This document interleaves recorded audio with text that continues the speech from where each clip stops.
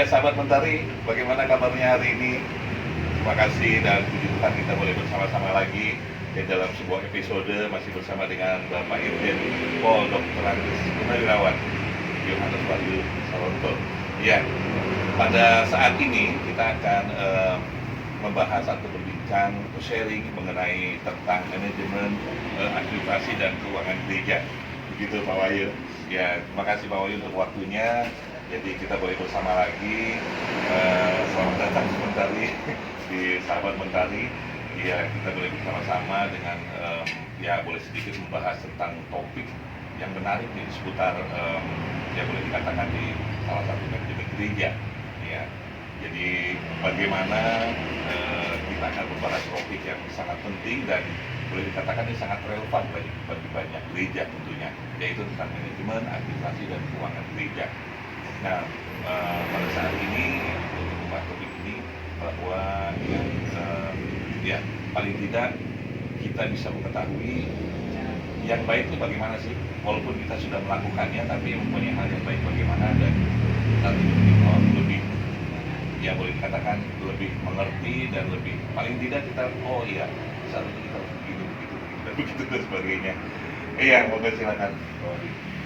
Nah, selamat pagi. Ya. Ini suatu kebahagiaan bagi saya kita berkesempatan lagi menyampaikan beberapa hal yang berkaitan dengan pembuangan gereja, Ya. terutama dari aspek integrasi manajemen. Hal itu sangat crucial ke depan ini karena kita akan menghadapi berbagai macam kerawanan di dalam proses itu. Untuk bisa kita memahami tentang bagaimana kita membangun administrasi, manajemen, keuangan di gereja ini, kita harus memahami spesifik pada gereja IPB. Saya mencoba mengeksplor ya beberapa informasi yang pertama saya temukan bahwa gereja ini strukturnya itu adalah terpusat. Dia terpusat di Jakarta yang dinamakan Sinode itu. Kemudian jadi semua kebijakan, semua anggaran itu ada petunjuknya yang dari Sinode sana. Ini yang pertama ya. Ini sangat penting bagi saya karena kita tidak bisa menyebal dari apa yang dinamakan kebijakan dari pusat. Tetapi kita harus juga sadar bahwa manajemen, administrasi, atau keuangan ini ada di dalam ruang yang berisi, berisi budaya, berisi kesantunan, berisi sosial, berisi kriminal, berisi berbagai macam hal. Nah, ini tentunya akan menjadi suatu langkah untuk mengupayakan penyesuaian. Saya coba aja sampaikan dengan hal yang spesifik daripada GPIB yang ada di Jogja. Mungkin ini akan berbeda dengan GPIB yang di tempat lain. Kita harus tahu dulu apa yang spesifik di Jogja. Jogja ini adalah budaya-budaya kantor, budaya-budaya klasik. Itu nampak di rumah alat cara hidup, cara membagi kehidupan atau lapangan pekerjaan itu sangat berbeda. Nah, situ ya. Yang spesifik tadi. Kemudian yang kedua, yang ketiga, kita mampu mengidentifikasi ada kerawanan apa sebenarnya di sini. Di desain pasti kita nanti di sini. Nah, dalam perjalanannya gereja itu pasti ada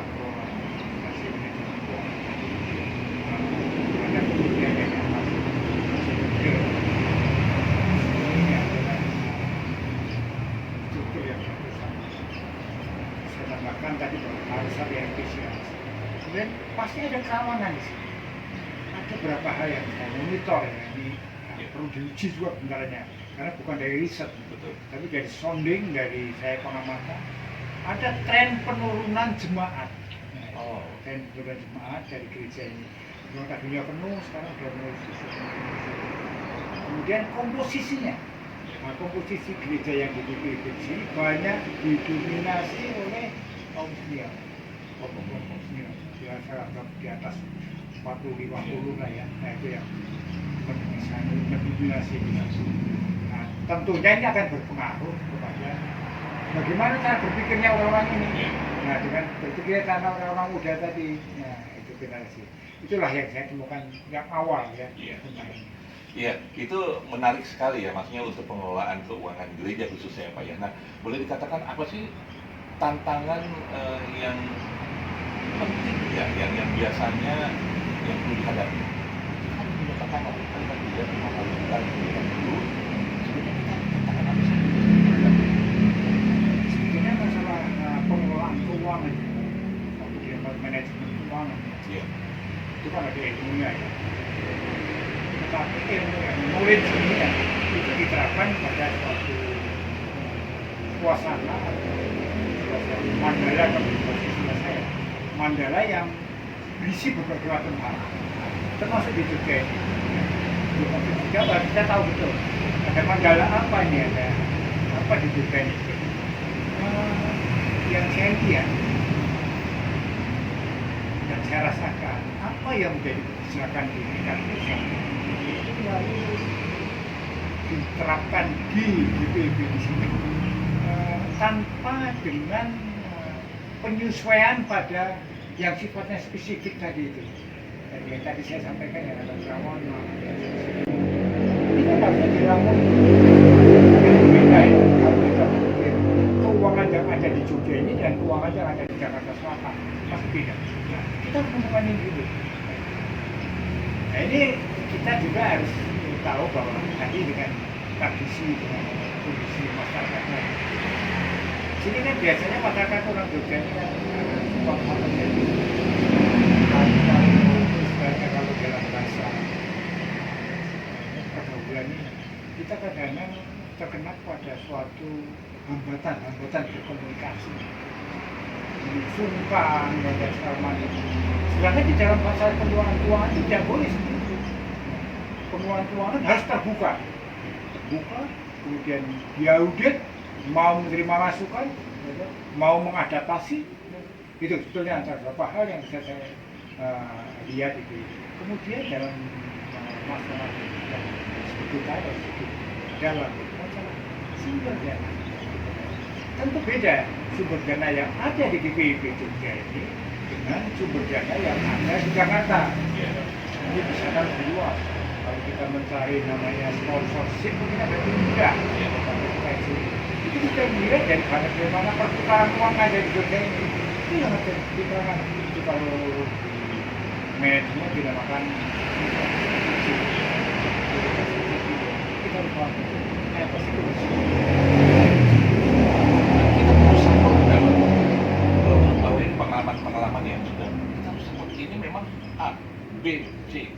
Oh ini B-nya harus ditambah lagi. Nah ini biasanya bumbu-bumbunya ini yang sulit. Ya, sebetulnya kalau yang dari Jakarta ini kan sudah dilakukan di sini. Dan penerapannya juga bukan di ruang hampa kita kan. Di ruang yang penuh dengan berbagai masalah. Kita harus sesuaikan dengan itu. Misalnya tradisi. Nah, kalau Pak Beni mencari dana misalnya, terus datang-datang melempar surat saja, ya, nggak akan dianggap di sini. Orang ini tidak punya etika. Orang Jawa akan mengatakan begitu. Tetapi kalau didatangi, ketika diskusi ya, kita diskusi, ngobrol di situ, dan sampai pada muaranya atau substansinya juga. Kita membutuhkan dana ini kita ada kepentingan apa-apa, ini terbuka pikirannya. Tapi kalau ada melempar, dan itu biasa gitu. Dia pada pengementarian dana, dia hanya merasa selesai tanggung jawabnya kalau dia sudah melempar proposal. Dan proposal ini seharusnya dijelaskan kepada siapa yang menjadi sponsorship nanti kan. Sehingga terbuka pikirannya, oh ini penting atau tidak penting, priority atau tidak priority bagi saya. Nah Pak Wahyu, kalau Pak Wahyu kan saya pikir kan pengalaman ini banyak ya. Nah artinya kalau dimasukkan di dalam lingkup gereja, apa yang pertama yang harus dilakukan?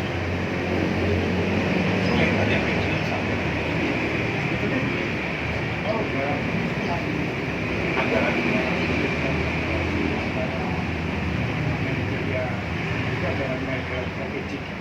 kita harus tahu tentang ada apa di depan.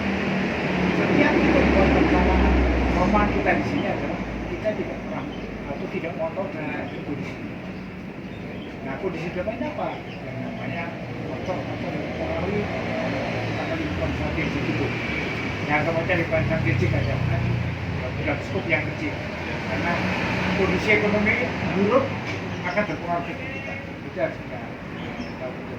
Kebijakan pusat akan berpengaruh kepada kita. Ini yang harus kita tahu. Karena di kebijakan apa dia? Pusat.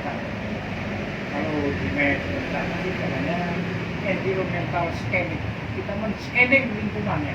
Ini ada apa? Ada kerawanan.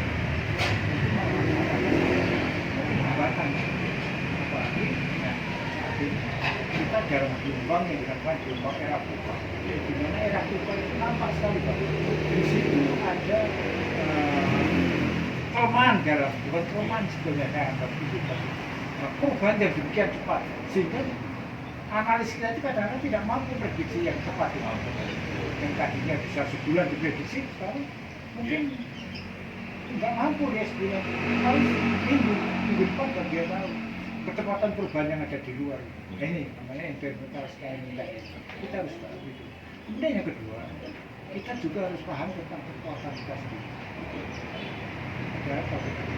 Di dalam strategi tentang organisasional health audit, melihat kesehatan organisasi kita. Kita tidak punya kemampuan, kita tidak mengetahui pilihan cuma begitu. Mau kita porsikan kepada kegiatan yang apa? Jadi dua hal tadi diramu dinalisis nanti apapun namanya konsepnya ada dengan analisis itu karena ada berbagai macam ada dengan black box ada dengan white tree ada segala macam lah itu ya itu nanti akan ketemu juga bahwa ini harus berimbang ini. Nah gampangnya untuk sangat simpel kita tidak boleh ada ketidakstabilan cash flow. Maksud saya ada ketidakstabilan uang masuk dan uang keluar. Kalau kita uang masuknya sedikit, cuma 50, keluarnya 70, pasti utang. Bukan itu utang, real itu. Berarti harus berimbang kan? Artinya harus berimbang. Ya, berimbang. Itu pun harus diplus namanya kontingensi. Harus ada dana cadangan. Karena kan kita tahu Pak, artinya sebuah gereja ini kan bukan perusahaan. Ya. Tergantung dari yaitu dari faktor jemaat, kehadiran. Karena dari keuangan itu ya terus terang aja itu kan pemberian dari persembahan dari jemaat. Tapi kalau misalnya boleh dikatakan nih kita di pengeluaran tadi dimasukkan sekian persen, kita masih di awang-awang nih Pak. Program ada, semua ada, tapi keuangan masih setengah nih. Padahal keuangan yang setengah ini harus menunggu jemaat tadi untuk bisa datang ke gereja. Nah tadi sudah dikatakan memang kita ini menurun jemaatnya. Nah untuk mendongkrak ke arah situ ini agak sulit gitu loh Pak. Kalau untuk dilihat dari manajemennya, nah kalau boleh dikatakan apakah di dalam situasi untuk bagian boleh dikatakan keuangan itu harus berimbang atau misalnya oke deh saya lebih tekan sedikit karena mungkin kelebihannya dari mana gitu loh. Kita kan tidak memikirkan ke situ. Dan menurut Pak bagaimana Pak? Ya, tadi sudah saya sampaikan ya mengenai karena intinya ada di skenario profiling. Nah, skenario profiling itu ada gambaran-gambaran tentang logistik, tentang keuangan, personil, ya, ditambah lagi tentang kekuatan sendiri tadi. Itu ada ramuannya di skenario profiling. Itu perkiraan ke depan. Ya. Ini sebetulnya yang akan menjadi acuan. Kalau misalnya begini, ya, kita pun cuma punya duit 10, kita meratakan kegiatan yang 15, berarti kita akan kurang 5 kan? Betul. Nah, lalu berpikir, bisa saja begitu, lalu berpikir, 5 ini kita dapatnya dari mana? Betul. Nambah ini. Bisa saja, tidak ada salahnya. Kita ke depannya mungkin lebih, ya saja, perkiraannya. Tapi yang pasti, di dalam membuat perkiraan tadi, yang dua komponen tadi yang disatukan tadi, kita akan membuat prioritas program. Termasuk di dalam itu prioritas anggaran. Termasuk di dalamnya itu anggaran mau dicari di mana? Selain anggaran yang sifatnya rutin, ada yang non rutin yang tadi dengan sponsorship tadi kan itu. Nah sekarang jadi masalah bagaimana memulai sponsorship, katakanlah yang dari rutin tadi tiap minggu ada pembelian, pasti ada anggaran masuk ya. Di situ pun kita trennya udah tahu, coba dicek. Saya ragu-ragu apakah GPB punya data tentang tren ini, tren daripada pendapatan kita per bulannya itu. Yang harusnya ini menjadi apa? Jadi masuk di database. Ini pentingnya database. Database itu perlu ya Pak ya. Mereka sentral data, pusat data GPB. Walaupun nanti ini gantungnya kemana, tetap nggak keluar. Tetapi kita punya, kalau kita mencari bahan, kita buka database kita saja ketemu. Tahun yang lalu sekian kita dapat. Tahun yang lalu ya lagi sekian. Kalau sampai dibuat 10 dari tahun yang lalu, ya, nanti akan nampak tren. Betul. Naik atau turun, atau tahun berapa dia naik, tahun berapa dia turun. Kenapa dia turun? Nah, Ini jadi untuk dievaluasi ya. Evaluasi ini lah jadi buat data mati, data yang hidup ya. Karena dalam setiap tahun ini ada yang namanya analisa dari bawah panet, gitu, termasuk anggaran keuangannya, kegiatannya. Ternyata ada kegiatan yang tidak kita perlukan. Lalu dimasukkan ke dalam program untuk apa? Itu masalahnya. Nah, ini Itu yang membuat bengkak ya. Ya. Betul. Tidak. Ya. Jadi sebetulnya kan pembuatan tren program ya, kalau di manajemen tadi namanya program. Nah, program planningnya itu ada suatu rapat dan keseluruhan dapat masukan semua baru diseleksi lagi program planning itu. Program planning nanti dalam kegiatan ke depan akan diacu dengan apa? Kesiapan anggaran kita. Iya. Berapa anggaran kita? Nah, kalau sudah ada anggarannya, sudah ada waktu atau time schedule-nya, baru kita bisa buat namanya action plan. Action plan itu sudah diatur dengan itu. Bahwa dalam 1 tahun kita akan bulannya akan buat ini, Februari akan ini, Januari dan selanjutnya sampai terakhir tutup. Nah ini biasanya begitu. Berarti kan cara mengatasi kita harus melihat dulu perjalanan 1 tahun ini ke depan Ya. bagaimana. Ya. Kita melihat contoh dulu ya, contoh Ya. kita melihat Ya. contoh yang sebelumnya, kita melihat seperti itu, kita background yang sudah masuk. Kita lihat kalau misalnya tahun ini berarti kita paling tidak mengimbangkan dengan tahun yang ini. Nah sekarang kondisi kita misalnya menurun nih. Jemaat saya sampaikan tadi mau bilang bahwa jemaat kita mulai kayaknya kan mulai menurun nih. Nah untuk pengembangan ke jemaat supaya mereka hadir menurut bawahnya bagaimana?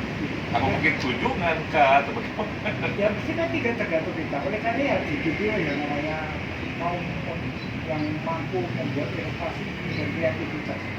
Jadi kalau kita tahu anggaran itu turun, kan kita berpikirnya bukan oh ya sudah memang turun lalu kita bawa saja. Kan tidak begitu. Kita tetap berkreasi dalam kita, berinovasi kita. Ini yang membakar kita, memotivasi kita gitu, dari organisasi itu. Bukan terus menyerah kalah itu. Nah, kita kan ya kalau saya selalu teriak itu, kita ini kan kaum pejuang, kaum petarung, bukan harus menyerah gitu saja. Nah kalau kita memang menurun, lah naiknya bagaimana? Kan gitu, naiknya kita berkreasi dari inovasi. Misalnya ada itu kok kita cari adalah datanya sponsorship kita. Iya. Mungkin tadi sponsorship kita itu 10, sekarang turun jadi cuma 3 atau 2. Pasti turun dia kan, anggaran kita. Harus kita naikkan, cara naikkan kita mengidentifikasi di sini siapa yang mau jadi sponsorship. Wah, yakin saya ada. Kalau diedukasi dengan baik, inilah perlunya kita komunikasi yang baik. Kita datangi mereka, bukan sekedar melempar proposal, bukan. Kita datangi mereka, kita diskusi ada apa. Mungkin dari situ kita ada masukan-masukan. Banyak sekali kita. Karena kita tidak tahuan Kita kita lakukan ya. enggak? Ya kita turun, naik di sini tambah turun kita. Betul. Apalagi dengan kondisi finance sekarang dari nanti kan Oktober nanti begitu dan guntangan pasti proses begitu terakhir presiden guntangannya bisa ada kebijakan termasuk Kebijakan ini apa ya? Ya. Siap tidak dengan itu? Diprediksi tidak kita waktu dia buat program yang dari Januari ini sampai Desember 2004. Ada masuk enggak itu program bahwa kita akan ada serah terima presiden pada tahun 2004? Betul. Kan itu pasti ada pengaruhnya kan. Minimal bisa Itu kan gereja itu juga harus ya Pak ya. Artinya mengantisipasi itu ya. iya, loh, harus Betul, dong, ya. dan pasti harus kita gitu Harus loh. ya. Kalau tidak kita akan buat anggaran itu atau rencana kegiatan itu ngarang, ya, pasti tidak valid. Karena kita nggak ngerti. Akan saya tanya kalau saya mau ngecek itu, ya, kalau saya tiba saya aku dapat kegiatan ini dari mana muncul ya? Kan dia tiba-tiba muncul itu. Iya. Ya, misalkan aku dari situ, saya lacak dia berapa. Apa yang mendorong kegiatan itu? Kepentingan lembaga, kepentingan private, kepentingan apa, akan ketahuan di situ. Jadi ketajaman kita melihat saja ini, kita bisa ketemukan hal seperti itu kerawanan. Nah, aku dari kerawanan sudah belas ini, kalau perlu diturunkan dibatalkan tentang perbuatan. Oke, dari dibatalkan. Nah, saya kembali ke suatu perbuatan saya berkali-kali ya, maaf saja. Jadi saya hampir tiap hari saya terima permohonan dari apa itu sudah seperti itu. Saya katakan, itu hal yang biasa, tidak perlu kaget kita. Saya bilang sama staf saya, di Jakarta mau disini. Kamu siapa namanya? Anggaran ini ada. Kalau di perusahaan ya, di perusahaan itu saya, di perusahaan saya Jakarta, itu ada. Yang dinamakan di asal itu. Jadi asal itu sih. Anda gimana untuk ini? Orang minta anggaran sudah tidak kaget saya. Karena sudah CSR itu sudah ada ya. Seperti di BUMN juga kan udah banyak sekarang ya. Betul. Berarti kita harus kreasi ya. Iya, kita harus wawasan kita harus kita perluas. Artinya kan kalau di gereja ini ya di hampir semua gereja di sini kan ada pendukung Pak, ada pendukung yang dana dan sampai kolaps. Artinya wah ini dana kolaps saya harus melakukan ini, saya harus melakukan itu. Seperti itu mungkin ya Pak. Iya. Sekarang yang saya tak kembali, kita sama-sama introspeksi. Karena orang paling kita suka introspeksi. Betul. Ya kan, paling tidak ditarik lemahnya. Padahal kalau kita mau ke depan dengan bangunan lebih baik, kita kan harus tahu kelemahan kita. Setelah tahu kelemahan kita perbaiki dia kan gitu. Ya kalau tidak tahu kelemahan kita, terus mau perbaiki apa? Sama juga semua organisasi. Nah, saya juga begitu aja. Kamu jangan sakit hati kalau saya temukan kejelekan. Itu yang harus diperbaiki. Tugas saya mengenai apa kelemahan. Kalau saya tidak bisa menemukan kelemahan, berarti saya goblok. Kalau saya menemukan kelemahan, bukan saya pintar, tapi memang nyata fakta itu kelemahan. Yang penting tidak dicari saya, mencari-cari buat isu, buat apa itu kelemahan. Dan saya suka logik. Iya, betul. Nah, boleh nggak Pak dikatakan misalnya ya ini kan hubungannya dengan sebuah gereja ya, gereja manapun sama ya. Artinya kalau untuk manajemen sudah disampaikan bahwa kita memang harus melihat dulu sampai seberapa jauh jemaat kehadiran ya, sampai seberapa jauh jemaat kenapa tidak hadir ya. Berarti itu database yang harus dibuktikan ya Pak ya. Iya, Betul kan, database itu kan yang perlu haruslah ya. itu. Karena sekarang itu setiap organisasi harus punya database. Kalau dia tidak punya database, dia tidak akan bisa hidup ya. Karena dia mau cari kemana? Kan di situ database kan simpang sudah kegiatan kita, uangnya semuanya lah. Maksudnya karena hanya yang perlu ditata. Kalau di tempat saya namanya KGU, katanya kalau di gereja peserta aja itu udah di internet juga banyak. Kalau data itu kan gitu tinggal keliru aja kan, seperti dapat kan gitu. Itu sebetulnya yang kita belajar bersama ya, belajar yang baik dan sebagainya. Itu Menarik sekali Pak, itu yang tadi dikatakan bahwa kita mempunyai harus ya paling tidak harus mempunyai kalau memang kita untuk perusahaan atau misalnya kerjasama sponsorship itu dalam ya mohon maaf dalam gereja apakah itu harus ya Pak ya? iya lah. Kalau kita ini kan sekarang tidak bisa lah kita. Karena bukan ketergantungan kepada jemaat tidak ya. Tidak juga. Saya gini kalau saya baca bukan ya seperti kucing klinik ya, ada asosiasi pendeta Indonesia ya Semarang. Kita sampai ngadakan kan loh, kita kan gereja Pak. Anda Pak baca enggak? Dalam literatur bahwa gereja masa kini itu akan membutuhkan kebutuhan logistik. Dan saya tanya pada Anda, dana Anda dapat dari mana? Anda hanya menunggu jemaat, apa jemaat semua akan ya katanya stasioner di situ. Iya. Kan dia pindah ada mobilitas tinggi. Ternyata dia terimanya banyak, kan nanti kan harus punya katakanlah tadi ada transportasi. Siapa orang yang bisa memberikan kita sebetulnya ini sudah ada dan ada yang politisnya ada gereja juga saya dengan tanda petik yang bagus dia tahu di dalam jemaatnya itu ada beberapa tokoh yang dia tidak semua karena tujuannya juga tidak sama tapi pasti ada hati yang bisa mau nah ini yang kita tidak mau nah punya tidak kita daftar personel yang seperti itu daftar jemaat yang seperti itu di situ jadi kita punya berapa ini jemaat kita 600 sudah 600 dikasih oh ini ekonominya baik ekonomi orang baik ekonomi gimana oh, yang baik ini siapa saja mulai kan lalu jadikan target ya jadikan sasaran untuk katakanlah kita mulai pendekatan pada dia kalau di Indonesia ada namanya penggalangan itu mulai penggalangan dia kita ganti Boleh dikatakan itu asesmen. iya lah Asesmen ya? iya kita itu kalau ya tadi kan saya bilang Gusti Allah itu kan Tuhan itu berikan kita manusia yang kemampuan potensi itu seperti ya saya tidak ngerti ya dia itu apa namanya tapi saya ingat omongannya pendeta begitu kalau aset itu ya diberikan pada kita tidak jadi apa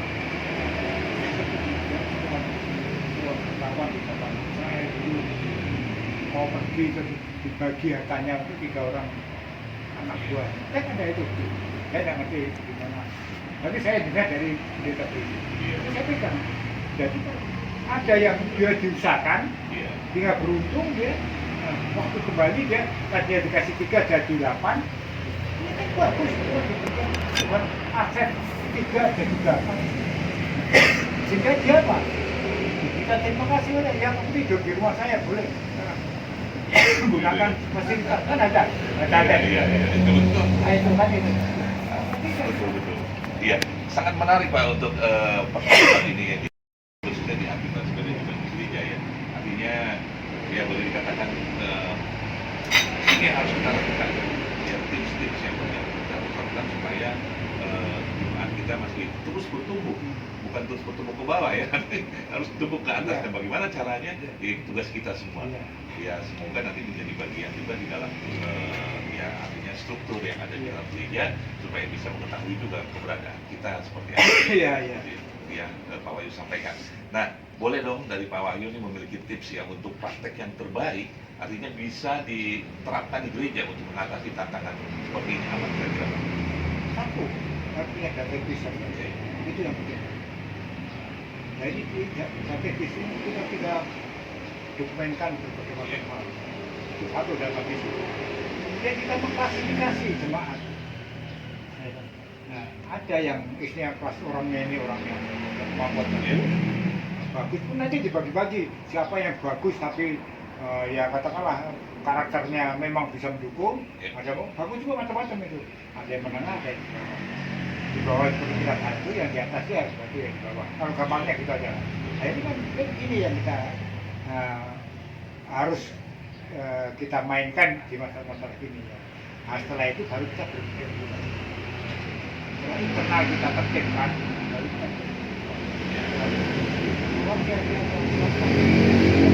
kalau wilayahnya juga kan hanya ini aja, ini saja kan. Nah, sekarang ini terpecah lagi dengan waktu saya sini ya. Tapi di luar kita itu ada orang yang simpatisan pada kita, pasti ada. Itu harus kita tahu. Itu tidak ada yang ada segala macam. Kita tidak tahu. Karena orang-orang yang mencari itu tidak betul. Jadi orang-orang yang siapa? Katakanlah kewajiban, bukan siapa? Ini orang harus punya kemampuan kerja sosial ya. Mengaruhi ya. Kan orangnya punya pengetahuan. Refleksinya bagus. Itu ya. Tujuh orang itu. Nah, kalau perlu ya supaya dia gagah diberikan dia waktu katakanlah skep atau peraturan apa bapak ditunjuk dalam pengelolaan Jadi tidak lihat, jadi tidak ada. Itu nanti Memang sudah ada catatan Iya. ya, untuk Ya, pengembangan ya. ini gitu kan. Nah, setiap gerakan dia nanti arahnya Betul, ke sana, betul. ya itu. Ini kalau di jemaat di PW banyak berapa orang yang satu dia itu Iya. punya kemampuan. Kan orang ini tidak harus kaya Pak, Betul. tapi punya kemampuan komunikasi yang baik. Iya.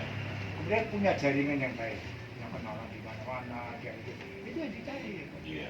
Nah itu saya ucapkan pada waktu itu. Karena saya tahu gereja Katolik kenapa saya yang ditunjuk jadi Iya. ketua di sini. Ya karena saya punya jaringan. Iya. Nah itu banyak bantuannya dari ya sponsorshipnya dari teman-teman saya kan saya. Iya, sangat menarik Pak. Terima kasih untuk tipsnya ya bagi kita atas wawasan yang sangat berharga bagi kita ya.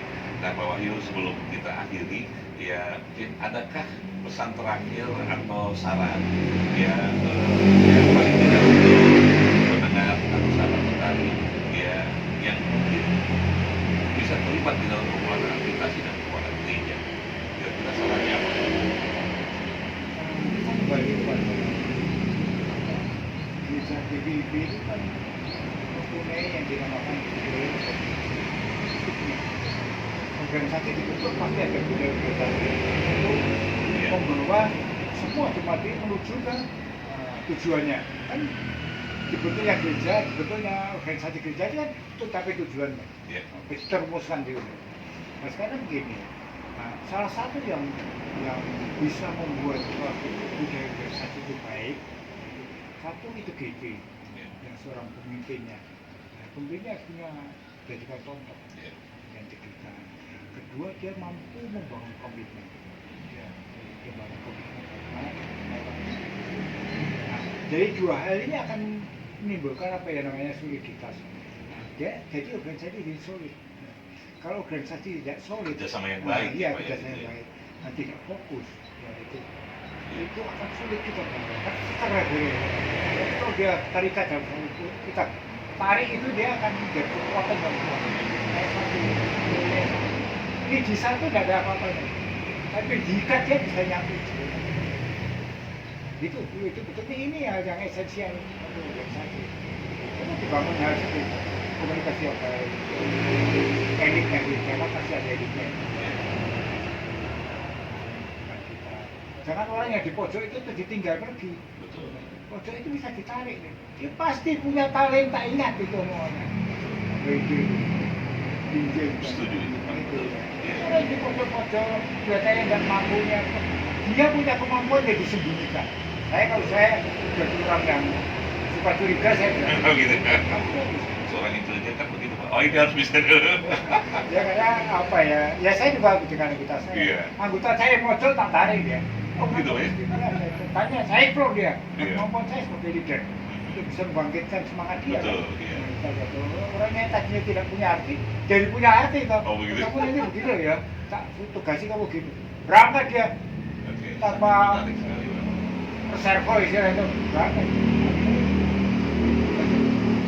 Karena pemimpin ini yang sangat spesifik adalah pemimpin yang sifatnya itu situasional. Jadi beda pemimpin zaman saya sama pemimpin zaman sekarang. Jadi kita harus tahu betul. Oleh karena kenapa? Pemimpin zaman sekarang harus tahu situasinya. Iya. Nah, itu. Sekarang gunakan pola saya mungkin tidak semuanya cocok. Iya. Aduh sangat menarik sekali nih Pak Wahyu. Jadi saya terima kasih banyak nih ya untuk waktu dan kesempatan ya, pengetahuan yang sangat berharga untuk kita ya, begitu juga untuk pendengar sahabat mentari ya yang menyaksikan ini, dan biarlah ini menjadi bagian juga dalam kehidupan kita untuk kita tetap semangat, tetap maju ya, apapun yang sudah disampaikan ini menjadi boleh dikatakan ini realita kita seperti ini, begitu ya Pak ya. Bagaimana kita harus bangkit? Ya, bagaimana kita harus berubah kebijakan, artinya ya boleh dikatakan kebiasaan yang dulu seperti ini, kebiasaan yang sekarang seperti ini, itu harus meningkat, bukan menurun, gitu ya Pak. Iya. Terima kasih untuk sahabat mentari, kita akan nanti bertemu dengan episode lainnya. Ya terus doakan Bapak Wahyu di tempat ini ya supaya menjadi berkat bagi banyak orang. Terima kasih, sampai ketemu, Tuhan memberkati.